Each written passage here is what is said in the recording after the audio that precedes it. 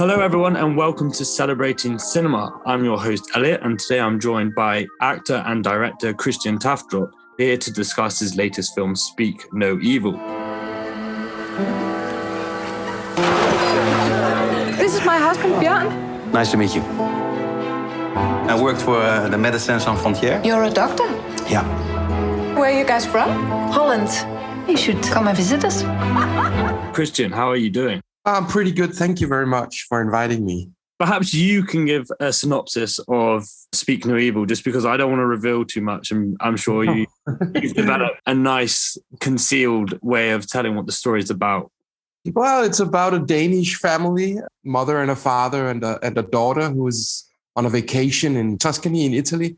And they meet a Dutch couple also with a son like their own age as the daughter. And they make friends on this holiday, and 3 months later, the Danish couple receives an invitation to go visit the Dutch couple in their private home. And they are kind of, discussing whether they should go or not. They've only met this couple on a holiday, but in the end, they decide to go. And pretty soon, it turns out that this couple are not really at all like they remembered them. And things starts to go wrong. And the Danish couple are very polite, nice people that expects like the best of other people. So they have a hard time saying no to things they actually don't like. And what in the beginning seems like, it could be like a couples drama or maybe even a comedy, it turns more and more into a sinister horror film, I would say. The way you describe it sounds very much sort of as a comedy drama to begin with. And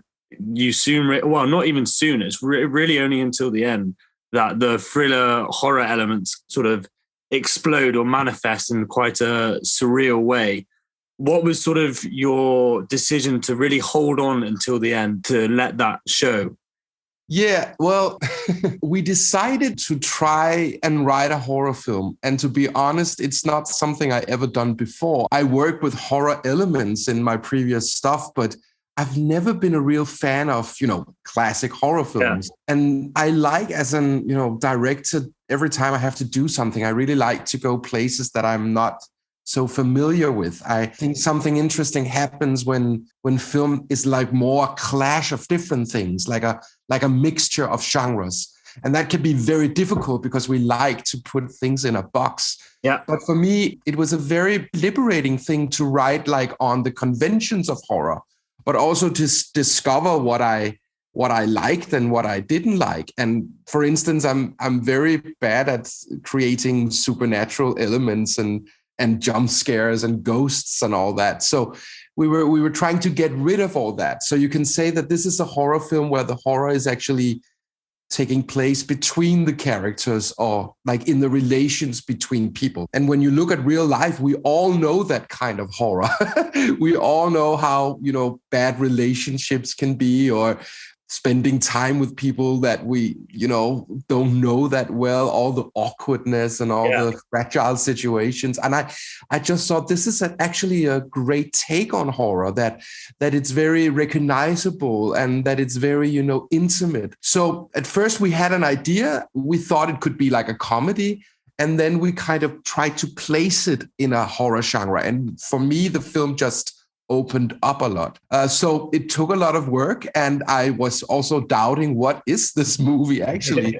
But in the end, I kind of like this slow burn creepiness that it is underneath the story. I think it feels a lot more organic and natural. I've always struggled with horror films because I don't like the cheap scares, and I always question, why are they doing this? And I'm a very squeamish person. So then I have every reason to keep away from them. But when I was watching this, I felt more uncomfortable than anything else. And I felt uncomfortable because, as you say, we see ourselves in these situations of being perhaps too polite to say no, or wanting to keep away, but we don't want to upset other people. And I think that's something it does very well.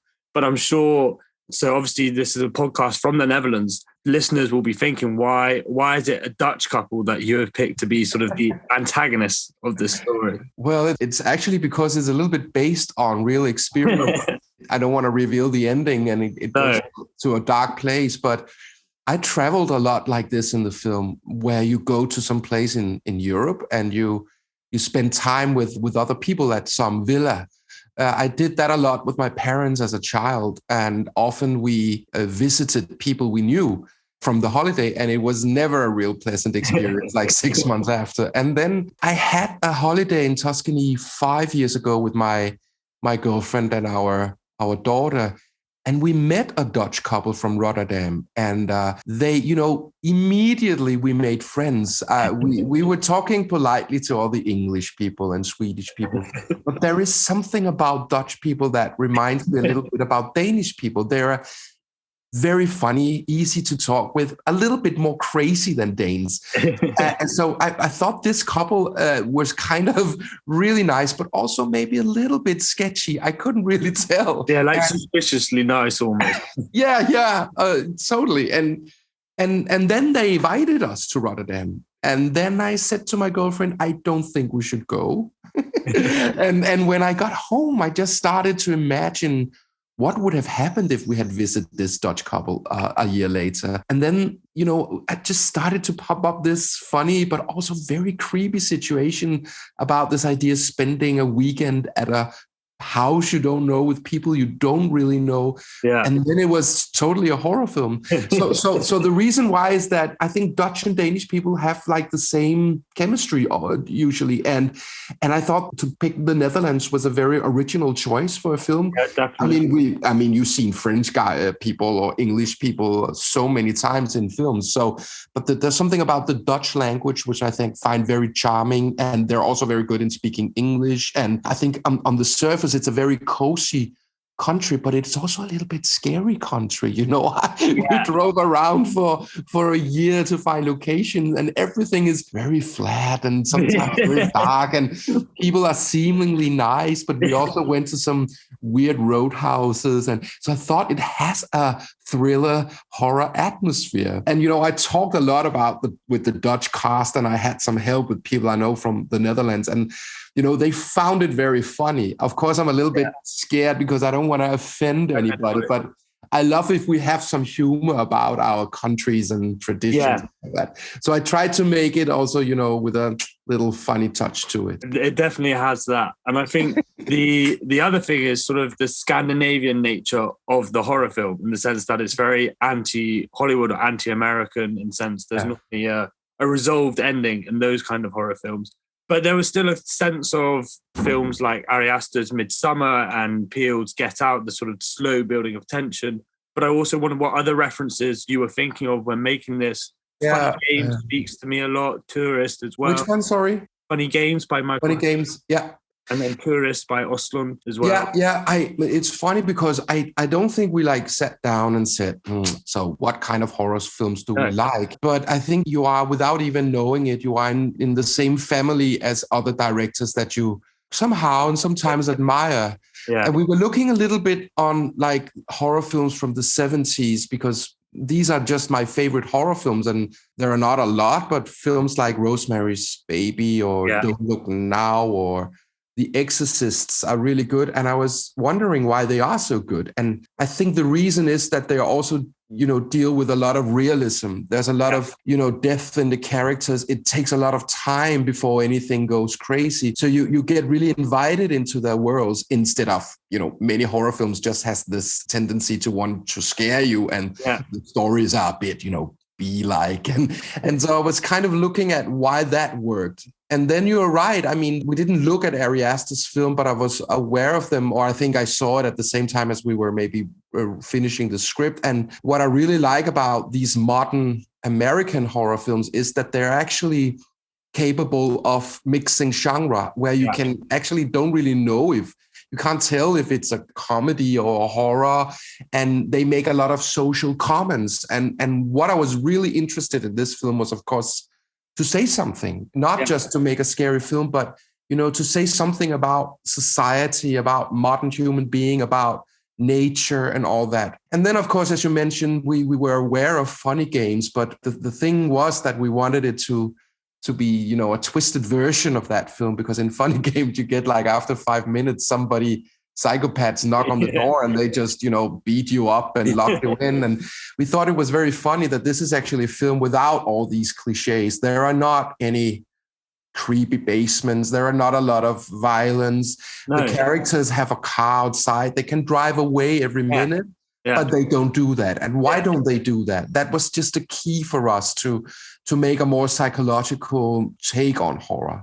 So in a way, all these directors that I admire that deals with human behavior and the silliness of people, absurdism, the vague side of humanity, I kind of tried, maybe without thinking about it really, to deal with that also in this movie. I think the car is very important, as before you were saying about breaking conventions, this idea that the Danish family always at any point can escape, or not even escape because they don't know what they're into, but they have these suspicions, but they can always leave.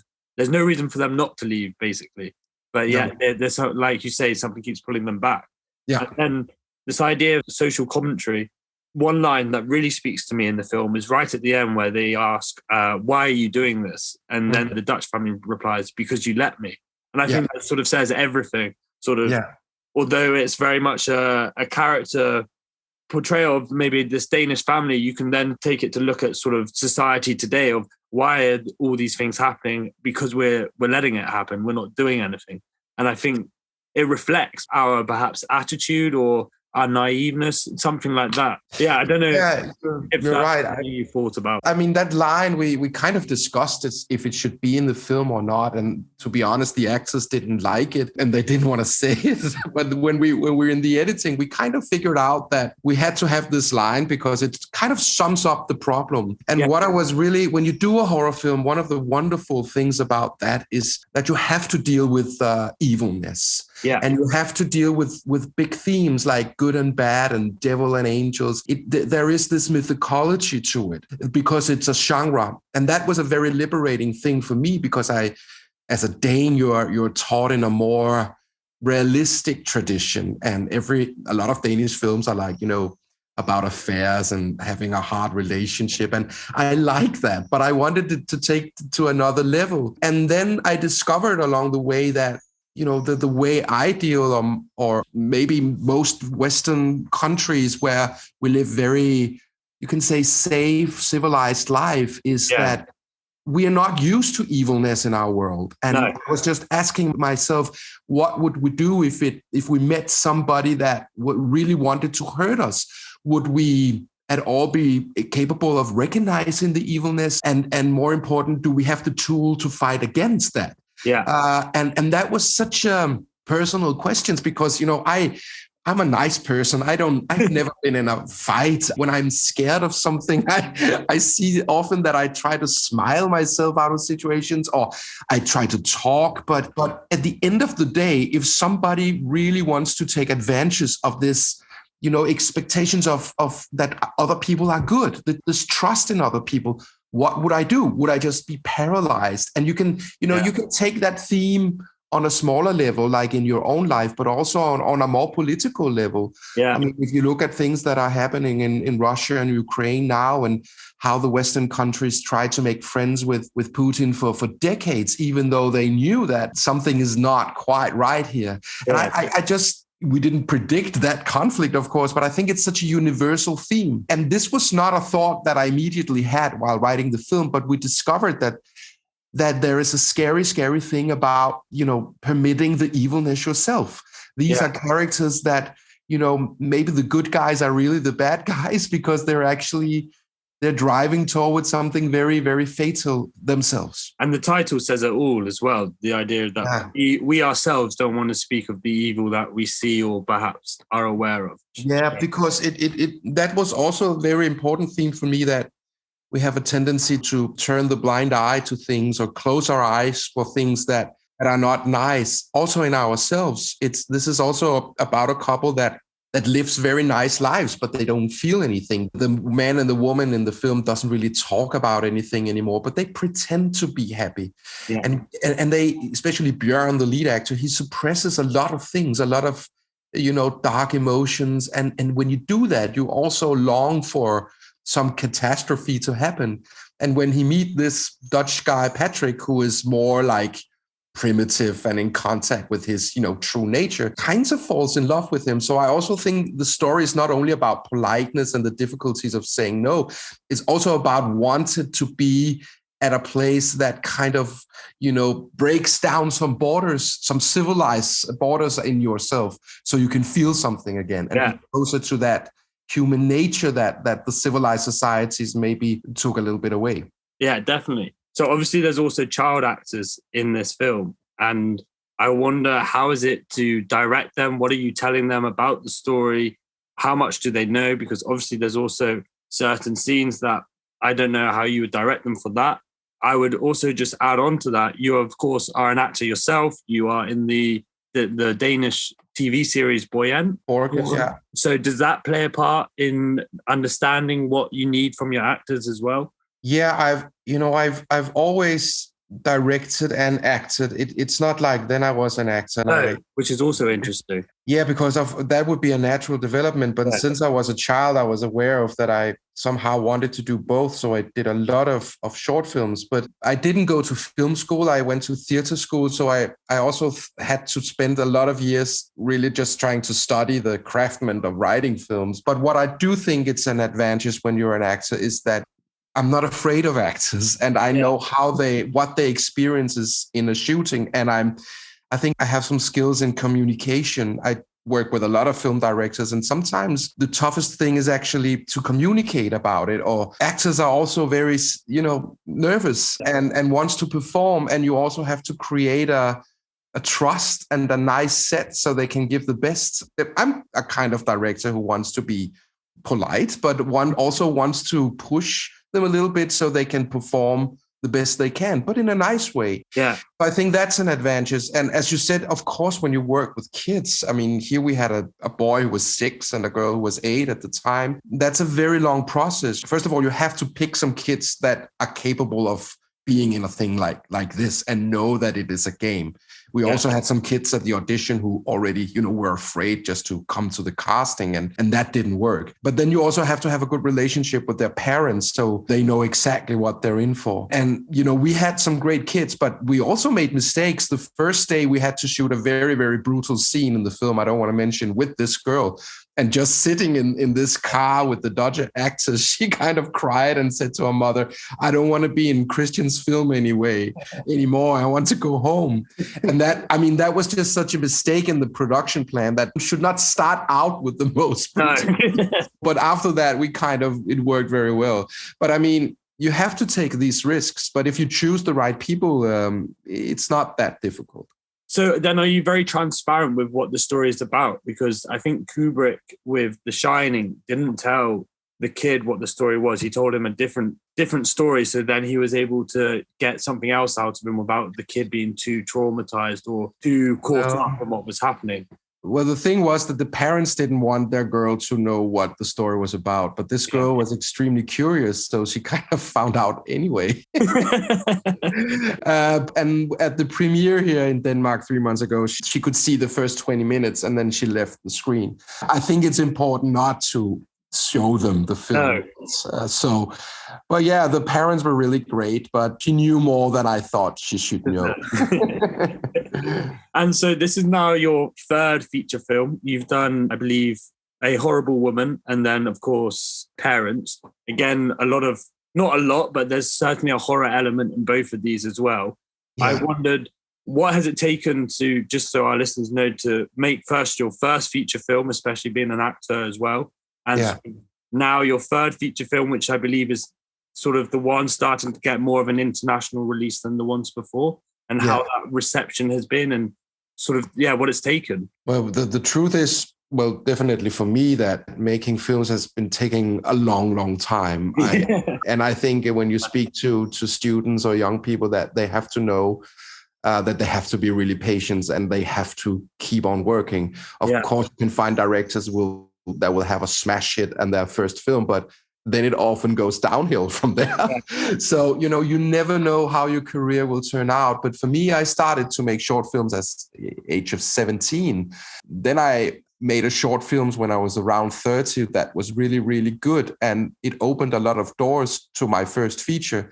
But then I couldn't write one because I was so nervous. So It took me 7 or 8 years to write Parents. And it was just, at the end of the day, I think I listened to what I really wanted and not being too focused on, so what would be a success? How can people go to the cinema and see this? How commercial success will it be? It was just based on something that I felt for. And so until now, I've been, slowly climbing up the ladder, and every film has been a little more ambitious in many ways than the last one. But you're right that Speak No Evil it's the first film I make with a normal budget. The other films has just been low budget films shot in 16 days or 20 days. And we had a more budget on this. And it's also the first film that gets a more international breakthrough, which I, of course, enjoy because the great thing about film there is that you can go all over the world, and if it tells a universal story, people can relate to it, even if you're from Asia or America or Europe. And I kind of find that a little bit more with this film, which is, of course, very satisfying for me. I think when this film was released, it was still during COVID. So when it was doing at least part of its festival run, it was all online. I wondered yet if you've had a chance to watch it in front of a big screen with a live audience and how they've reacted to it and how that was for you to experience as well. Yeah, that was, of course, one of the great disappointments is that when you do a horror film, you want to watch it with live audience. And we didn't get the chance to that so much because Sundance, where it was a part of, was only online. So it was not until recently that I had that experience. I just came home from Munich in Germany with a big cinema and a lot of people. And that was such a fun experience to watch their reactions. Some people like it very much. Some people cry, scream. There were also some people who yelled at me. One yelled that I should be ashamed of myself. Another man was walking out of the cinema yelling, "This is just bullshit." And as a director, you kind of, at least for me, you kind of like these diverted reactions. You kind of like that.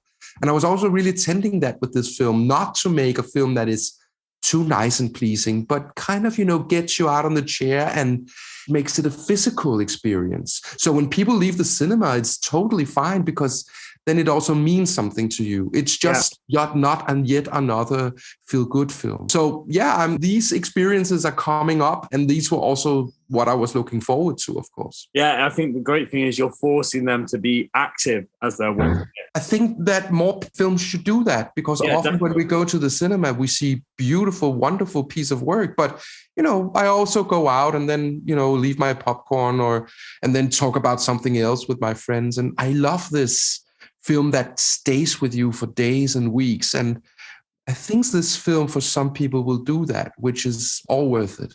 Definitely. And so, of course, this film gets its release here in the Netherlands on the 21st of July. Perhaps you've already given an insight as to a few people's response, but I know at Sundance you read a few other people's screener reviews. Perhaps you can share people what those were, and perhaps that will force them into the... Well, not force them. I think people are going to go anyway, but keep them right until the end, let's say. Do you remember what? Yeah, I went. It's a long time ago, but I remember that. And these were reviews based on also from Sundance, but also from when we did test screenings. And some of them were about that the director has to go to a mental institution. And this is the worst film I've ever seen. And somebody had their daughter at 19 tremble with fear and crying, and thank you for that, director. And these were some of our test screening comments while still editing the film. So I was like, okay, am I really got to go to a mental institute because of this? And at that time, I was kind of afraid if the film would have any audience. But now I see that some people are also loving it. There is a critic or somebody at Sundance who said, I hope this director has a therapist and that therapist also have a therapist. So it was kind of a funny way to put it. Another one was that this film should not be recommended to human beings, which I also...